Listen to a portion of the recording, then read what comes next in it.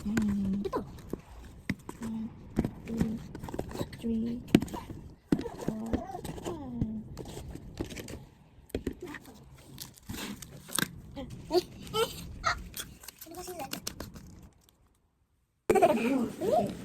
Alright, this one.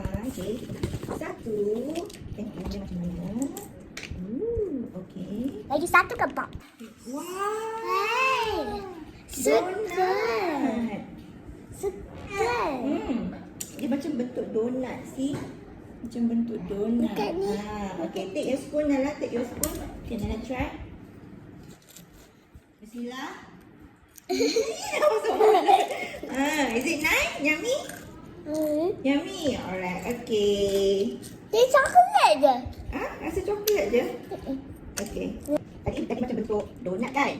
Okay, kejap. Macam mana nak buka? Kejap, boleh buka?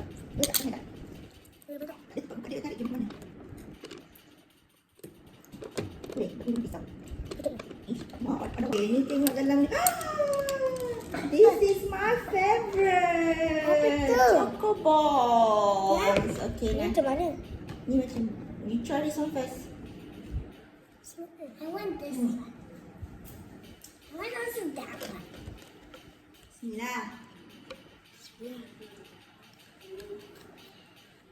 Sedap.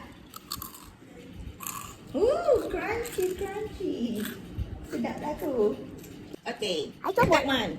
Coba. Kita try. Dalam macam hot. This is my favorite too. Cookies.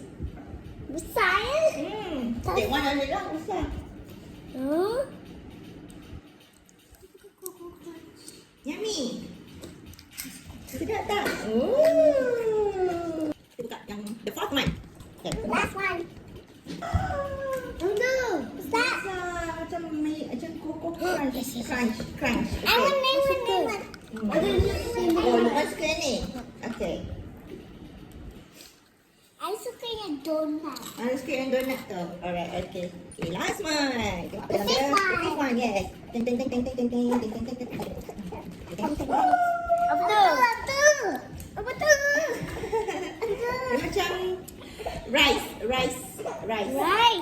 Dia ada tahu yang Mak Lala tahu kita mesti ayam makan. Oh, tak bertempat.